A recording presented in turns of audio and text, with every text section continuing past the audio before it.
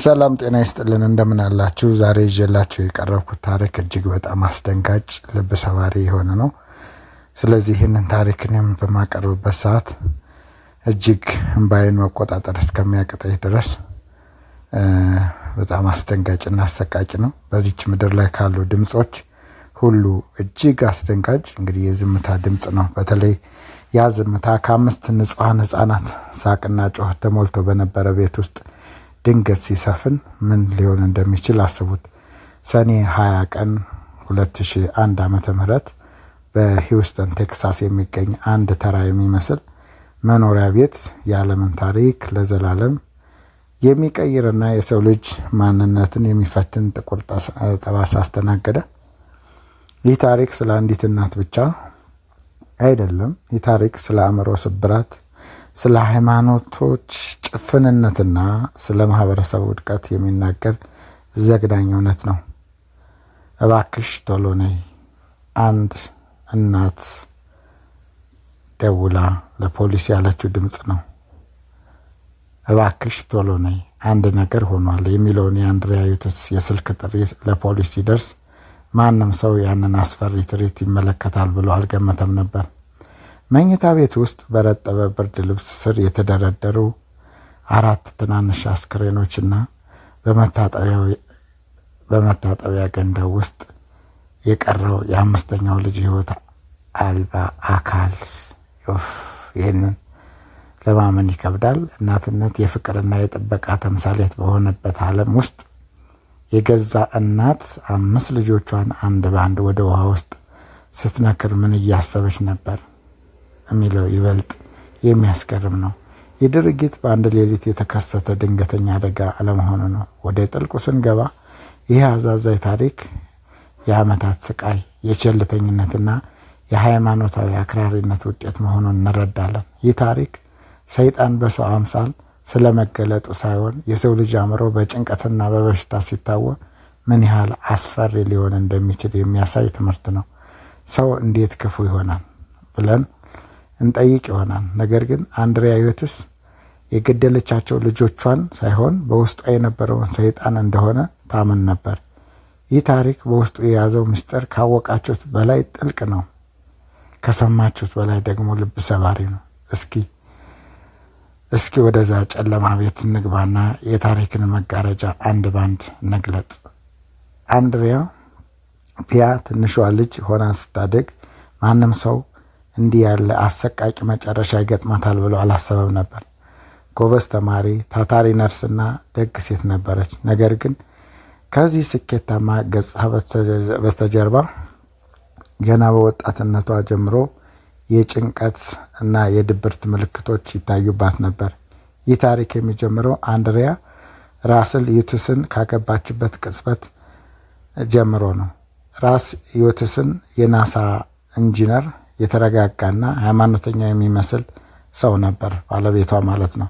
ፍቅራቸውን ሲጀምር እንደ ማንኛውም ጥንዶች ተስፋ የተሞላበት ነበር። ነገር ግን ይህ ተስፋ በቅርበት ወደማይወጣበት የጭንቀት አረንቋ እንደሚቀየር የሚጠቁም ምንም አይነት ምልክት አልነበረም። ታሪኩ በጣም ያሳዝናል። ይህ ብቻ አይደለም። አንድሪያ እና ባለቤቷ የነበራቸው የጋብቻ ራዕይ ለየት ያለ ነበር። ብዙ ልጆችን መውለድ እና በመንፈሳዊ መንገድ ማሳደግ የሚል ግብ ነበራቸው። ነገር ግን አንድሪያ እያንዳንዱን ልጅ በወለደች ቁጥር አእምሮዋ ቀስ በቀስ እየፈረሰ መጣ። የመጀመሪያ ልጃቸው ነው ሲወለድ አንድሪያ በደስታ ፋንታ ጥልቅ የሆነ የባዶነት ስሜት ተሰማት። ይህ ድህረ ወሊድ ድብርት ወይም ፖስትፓርተም ዲፕሬሽን መጀመሪያ ነበር ማለት ነው። ነገር ግን በወቅቱ ማንም ትኩረት አልሰጠውም። እንዲያውም ለበሽታው እውቅና ከመስጠት ይልቅ ጸልይ፣ ወደ አምላክ ተጠጉ የሚሉ የሃይማኖት ምስክሮች የአንድሪያ የአእምሮ ስቃይ ይበልጥ አባባሱት። ጉድ እኮ ነው። ይበልጥ የሚያስገርመው ግን አንድሪያ የመጀመሪያውን የራስን የማጥፋት ሙከራ ያደረገችው ገና 4ኛ ልጇን እንደወለደች ነበር። በቢላዋ ራሷን ለመጉዳት ስትሞክር ባለቤቷ ቢያያትም የሕክምና እርዳታ ከመፈለግ ይልቅ ቤታቸውን በመኪና ውስጥ ለብቻ በማድረግ ለብቻቸው እንዲኖሩ ወሰነ። ይህ ብቸኝነት ለአንድሪያ አእምሮ መመረዝ ትልቅ ምክንያት ሆነ። አንድሪያ በዚያ ጠባብ መኪና ውስጥ 4 ልጆቿን እየተንከባከበች፣ ልብሶቹን በእጇ እያጠበች፣ ትምህርት ቤት ለልጆቿ እቤት ውስጥ ራሷ እያስተማረች፣ ትምህርትን በቤት ውስጥ እየሰጠች በነበረችበት ወቅት አእምሮዋ በቅዠት ወይም ሃሉሲኔሽን የምንለው መሞላት እንደጀመረ እንረዳለን። አንድሪያ በግድግዳው ላይ ያሉ ስዕሎች ሲናገሩ ይሰማት ነበር።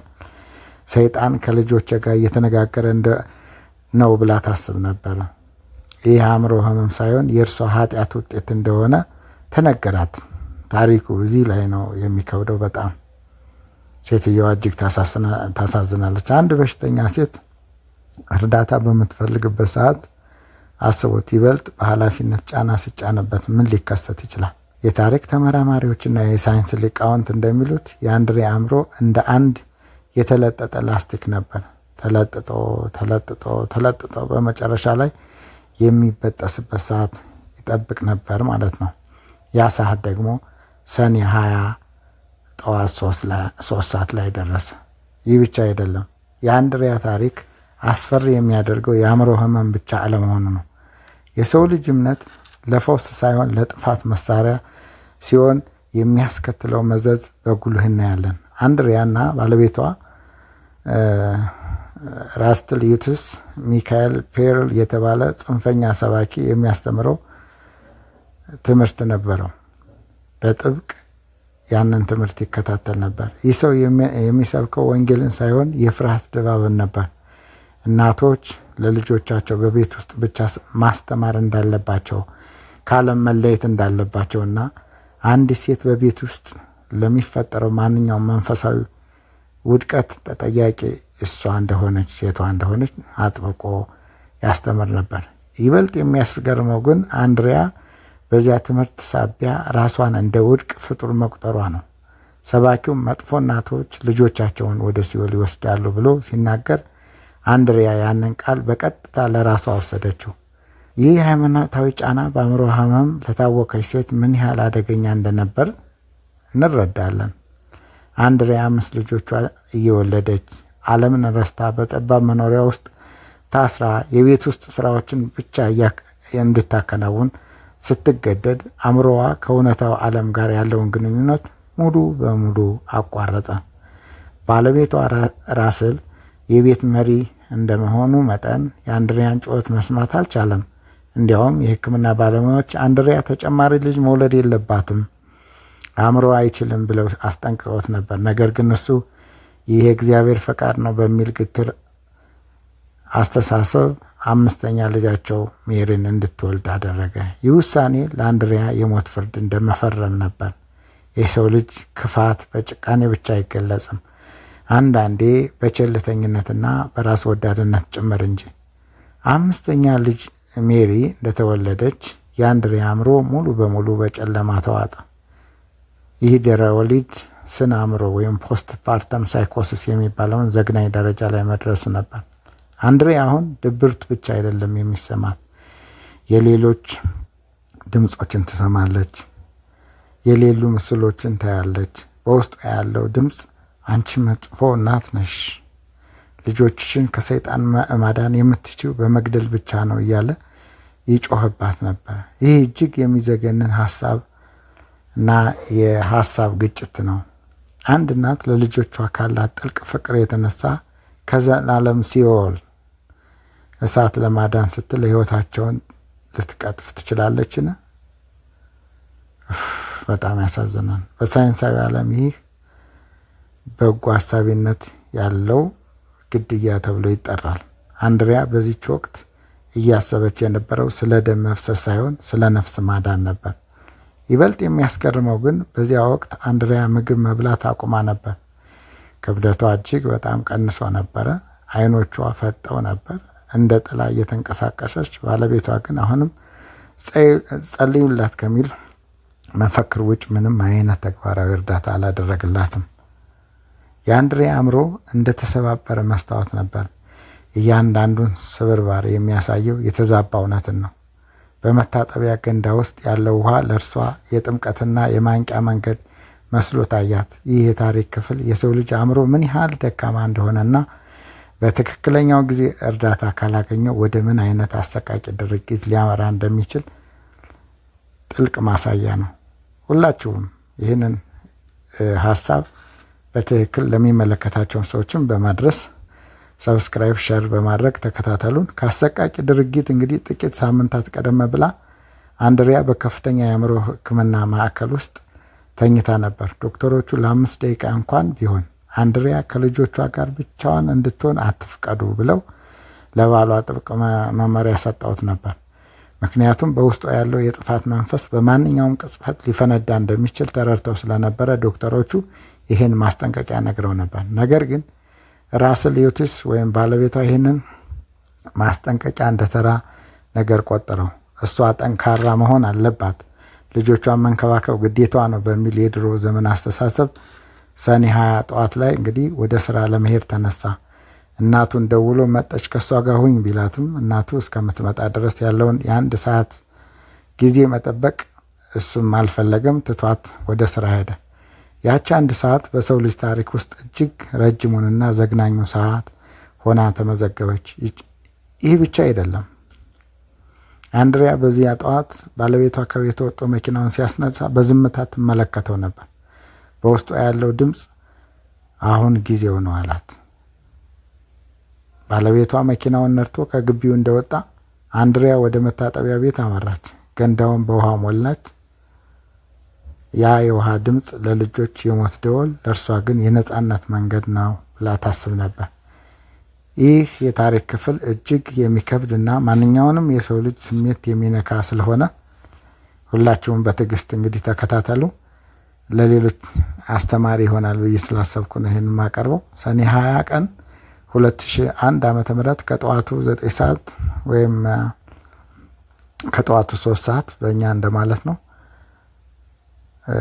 ባለቤቷ ወደ ስራው ለመሄድ ቤቱን ለቆ እንደወጣ እናቱ ደርሳ አንድሪያን እንድትረዳው ቢጠይቃት ኖሮ ይህ ታሪክ ባልተጻፈ ነበር። ነገር ግን ያቺ የ1 ሰዓት ክፍተት ለሰይጣናዊው የሀሳብ ግጭት በር ከፈተች። አንድሪያ ባለቤቷ መሄዱ እንዳረጋገጠች ለዓመታት በአእምሮዋ ውስጥ ሲብላላ የነበረውን ያን የጥፋት እቅድ ወደ ተግባር ቀየረችው። ይህ ብቻ አይደለም። አንድሪያ በመጀመሪያ የጠራቻቸው ትንንሽ 3 ልጆቿን ነበር፣ ሉክ፣ ፖል እና ጆንን ማለት ነው። እነዚህ ህፃናት እናታቸውን በፍጹም እምነት የሚከተሉ፣ ለእርሷ ፍቅር የሚገዙ ንጹሐን ነበሩ። አንድሪያ በመጀመሪያ አንዱን ልጁ ወደ መታጠቢያ ገንዳው ወስዳ ወደ ውሃው ውስጥ ስትነግረው ህፃኑ እናቱን እየተጫወተችው መስሎት ሊሆን ይችላል። አስቡት፣ እናት ይህን ነገር ስታረግ። ነገር ግን ትንፋሹ ሲታጠር፣ አካሉ ለህልውናው ሲታገል፣ እናቱ ግን በዚያች ቅጽበት የምታየው የገዛ ልጇን ሳይሆን ነፍሱን ከሰይጣን እያዳናችሁ እንደሆነ ነበር የምታስበው ማለት ነው። ይበልጥ የሚያስገርመው ግን አንድሪያ 3ቱንም ህፃናት አንድ በአንድ ህይወታቸውን ካጠፋች በኋላ አስከሬናቸውን አውጥታ በመኝታ ቤት አልጋ ላይ በዝምታ አስተካክላ ኖረቻቸው። ከዛ ወደ 5ኛዋና ትንሿ ልጅ ሜሪ አመራች። ሜሪ ገና የ6 ወር ህፃን ነበረች። አንድሪያ ሜሪን ወደ ገንዳ ውስጥ ወስዳት ትልቁ ልጇ ኖህ የ7 ዓመቱ ወደ መታጠቢያ ቤቱ ገባ። ኖህ ያየውን ትዕይንት ከአእምሮው በላይ ነበር። እናቱ ትንሿን እህቱን በውሃ ውስጥ ይዛ ስታንቃት ተመለከተ። ኖህ በድንጋጤ እህቴ ምን ሆና ነው ብሎ ጠየቀ። አንድሪያ ግን መልሳ ወደሱ ከመመልከት ውጭ መልስ አልሰጠችው። ኖህ አደጋው ስለገባው ሊያመልጥ ሞከረ። በቤት ውስጥ ሮጠ። ነገር ግን እናቱ አሳደደችው። ይህ ትዕይንት እጅግ ልብ ሰባሪ ነው። እናትና ልጅ በቤት ውስጥ ሲሯሯጡ ለጨዋታ ለቀልድ እንጂ እናት ልጅን ለመግደል፣ ልጅ ደግሞ ከምትወደው እናቱ ለማምለጥ፣ ሞትን ለማምለጥ ሲሯሯጥ በመጨረሻ አንድሪያ ኖህን ያዘችውና ወደ ገንዳው ወሰደችው። ኖህ እስከ መጨረሻ ድረስ ታግሏል። ትንፋሽ ውስጥ ያልቅ ድረስ የውሃውን ድምፅና የእናቱን ዝምታ ሰምቷል። ወደ ጥልቁ ነገር ስንገባ እነዚህ 5ቱም ልጆቿ ሞተው ገላቸው ስትጨርስ በመጀመሪያ ያደረገችው ወደ 991 ደውላ እባካችሁ ቶሎ ነው ማለት ነበር። ፖሊሶቹ ሲመጡ ያገኙት አንድሪያ ረጥባ አይኖቿ ደም ለብሰው፣ ነገር ግን ምንም አይነት የጸጸት ስሜት በማይታይበት ሁኔታ ነበር። ይህ ድርጊት እንደተሰማ መላ አሜሪካና የዓለምን በድንጋጤ ተናወጠ። የህዝብ ቁጣ እጅግ ከፍተኛ ነበር። ይቺ ሴት ጭራቅ ናት፣ ይቺ ማትረባ ናት፣ ይቺ የሰው ልጅ አይደለችም እስከ ማለት ድረስ ተደርሶ በሞት መቀጣት አለባት የሚሉ ድምጾች በየአቅጣጫው ተሰሙ። ነገር ግን በሌላ በኩል የአእምሮ ጤና ተሟጋቾች ይቺ ሴት በሽተኛ ናት፣ የሚያስፈልጋትን ሕክምና እንጂ ማግኘት ያለባት ስቅላት አይደለም ሲሉ ተከራከሩ። በፍርድ ቤት ሂደት ላይ የቀረቡት ምስክሮች እጅግ አሰቃቂ ነበሩ። አንድሪያ ለፖሊስ የሰጠችው ቃል እንዲህ የሚል ነበር። ልጆችን የገደልኩት ስለምወዳቸው ነው። እኔ መጥፎና ስለሆንኩ እነሱ እንዲድኑ እኔ መሰቃየት አለብኝ። ይህ ንግግር አንድሪያ ምን ያህል ከእውነታው ዓለም ተለይታ በገዛ አእምሮዋ እስር ቤት ውስጥ እንደነበረች ያሳያል። ይበልጥ የሚያስገርመው ግን የባለቤቷ አቋም ነበር። ባለቤቷ በመጀመሪያ ሚስቱን ለመከላከል ቢሞክርም በኋላ ግን አዲስ ትዳር መስርቶ ታሪኩን ወደ ኋላ ለመተው መሞከሩን ሲታይ ብዙዎቹን እጅግ አስቆጥቷል። የሕግ ባለሙያዎች እብደት የሚለውን ነጥብ ይዘው ቀረቡ። አንድ ሰው ያደረገው ነገር ስህተት መሆኑን ካላወቀ በሕግ ተጠያቂ ሊሆን አይችልም የሚል መከራከሪያ ዋነኛ ነጥብ ሆነ። ነገር ግን በመጀመሪያው ፍርድ ቤት አንድሪያ ጥፋተኛ ተብላ የዕድሜ ልክ እስራት ተፈረደባት። ይህ ውሳኔ ሕዝቡን ቢያረካም የሕክምናው ዓለም አዝኖ ነበር። ምክንያቱም አንድሪያ በዚያች ሰዓት የምታደርገውን የማታውቅ ሴት ነበረች። አእምሮዋ ምንም አይታዘዝላትም ነበር ብለው አሰቡ። የታሪኩ መጋረጃ ይበልጥ እየተገለጠ ሲመጣ የሁለተኛው ፍርድ ቤት ውጤቱን ቀየረው። በ2006 ዓ.ም አንድሪያ በእብደት ምክንያት ጥፋተኛ አይደለችም ተብላ ወደ አእምሮ ሕክምና ማዕከል ተላከች። ይህም በታሪክ ውስጥ የአእምሮ ህመም እና የወንጀል ሕግ እንዴት መታየት እንዳለባቸው ትልቅ አቅጣጫ ያስቀመጠ ክስተት ሆነ። ይህ ብቻ አይደለም። አንድሪያ ዩቲስ ከእስር ቤት ወጥታ ወደ አእምሮ ሕክምና ማዕከል ከተዛወረች በኋላ አእምሮዋ በኪኒንና በሕክምና መድኃኒቶች መረጋጋት ሲጀምር ትልቅ ቅዠቷ ያን ጀመረ። አስቡት፣ ያደረገችውን ነገር ስታስበው ምን ልትሆን እንደምችል ማለት ነው። ለአንድ አእምሮ በሽተኛ ለተቃወሰ ሰው ትልቁ ቅጣት የሚሆነው እንግዲህ ወደ ጤንነቱ መመለስ ነው ማለት ነው። ወደ ጤንነቱ ሲመለስ ያጠፋውን ጥፋት ስለሚያስብ እጅግ በጣም አደገኛ ሁኔታ ውስጥ ሊገባ ይችላል። አንድሪያ ወደ ጤናዋ ስትመለስ ያደረገችው ነገር በግልጽ ማስታወስ ጀመረች። 5ቱንም ልጆቿ ገላለች። ጭራቅ ሳይሆን እሷው ራሷ ነች የገደለችው። ራሷ መሆኗን ስትረዳ የውስጥ ስቃዩዋ ከእስር ቤት ግድግዳ በላይ እጅግ በጣም እንደሚከብድባት ግልጽ ነው። ከእስር ቤቱ ግድግዳ በላይ የሆነባት ያጠፋችው ጥፋት አእምሮዋ በትክክል ሲነግራት ነው። በአሁኑ ወቅት እንግዲህ አንድሪያ በቴክሳስ በሚገኝ ዝቅተኛ ጥበቃ የሚደረግለት የአእምሮ ሕክምና ማዕከል ውስጥ ትገኛለች። ይበልጥ የሚያስገርመው ግን ከ20 ዓመታት በላይ እዚያ ብትቆይም ወደ ማህበረሰቡ ለመቀላቀል የምታደርገው ማንኛውም ጥረት በፈቃደኝነት ትቸዋለሁ በማለት በየዓመቱ የፍርድ ቤት ችሎት ወደ ውጭ መውጣት ትችያለሽ ቢላትም እሷ ግን አይገባኝም በሚል እዚያው መቆየቱን መርጣለች። ሕይወቷን የምታሳልፈው ካርዶችን በመስራት መጽሐፍ ቅዱስን በማንበብና የሞቱ ልጆቿን ቪዲዮ ደጋግማ በማየት ነው አሁን ላይ ያለችው። ይህ የአንድ እናት የዘላለም ስርየት መከራ እንደሆነ እንረዳለን። አንድሪያም ዛሬ ድረስ ልጆቿን እንደምትወድ እና ያን ቀን የተፈጸመው ድርጊት በእሷ ውስጥ በነበረው ሌላ ማንነት የተደረገ እንደሆነ ታምናለች። ይህ ታሪክ በሰው ልጅ አእምሮ ውስጥ ያለውን እጅግ ስስና አደገኛ መስመር ያሳየናል። ስነ ልቦናው ሲፈርስ ፍቅር ወደ ጥፋት፣ አእምሮ ደግሞ ወደ ግድያ ሊቀየር እንደሚችል አንድሪያ ሕያው ምስክር ነች። በመጨረሻም እንግዲህ የአንድሪያ ዩቲስ ታሪክ ስለ አንዲት እናት ግድያ ብቻ የሚያወራ አይደለም። ይህ ታሪክ ስለ ማህበረሰባችን ውድቀት የሚናገር መሪር እውነት ነው። ሳይንስ አእምሮዋ ታሟል ሲል፣ ሃይማኖት ጸልዩላት ሲል፣ ህግ ደግሞ ቅጣት ይገባታል ሲል መሀል ላይ የጠፋው እንግዲህ የሰው ልጅ ርኅራኄና ትኩረት ነበር። የአንድሪያ ልጆች የሞቱት በእናታቸው እጅ ብቻ ሳይሆን ማስጠንቀቂያውን ችላ ባለው አባት፣ የበሽታውን ጥልቀት ባልተረዱ ዶክተሮችና እናት አትሳሳትም ብሎ በሚያስበው አጠቃላይ ማህበረሰባችን ቸልተኝነት ጭምር ነው። ይህ ታሪክ የሚያስተምረን ትልቅ ቁም ነገር አለ። ይህም የአእምሮ ጤንነት እንደ አካላዊ ጤና ሁሉ ትኩረት የሚያስፈልገው መሆኑን ነው። ዝምታ ሁልጊዜ ሰላም አይደለም። አንዳንዴ ዝምታ በውስጡ ታላቅ አውሎ ንፋስ ይዞ ሊሆን ይችላል። አንድሪዮትስ የሰው ልጅ ስብራት ውጤት ናት። የሰው ልጅ ክፉ ነው የምንለው ለዚህ ነው። ክፋት ሁልጊዜ በጩኸት አይመጣም። አንዳንዴ በጥጥ የተጠቀለለ ቸልተኝነት የክፋትም አንድ አካል ሊሆን ይችላል። ስለዚህ እናቶች፣ አባቶች፣ ዘመድ፣ ጎረቤት እንደዚህ አይነት ችግር ይፈጠራል ብለን ስናስብ ጥንቃቄ ልናደርግ እንችላለን። ዛሬ ሰላማዊ የሚመስለው ቤት የለም። እነዚህ 5 ህጻናት የሉም። የቀረው ግን ለዘመናት የማይጠፋ ጠባሳና ይሄንን የሚሰማ ሁሉ ሰው የሚያሳስን ትልቅ የሆነ ጥያቄ ነው። እኛስ በዙሪያችን ያሉ ሰዎችን ዝምታ ለመስማት ዝግጁ ነን? በመጨረሻ የማነሳው ነገር እንግዲህ ታሪክ ለእርሶ ምን አይነት ትርጉም አለው የሚለውን ነው መጠየቅ የምፈልገው። በአንድሪያ ድርጊት ላይ እስኪ የማን ነው ጥፋቱ?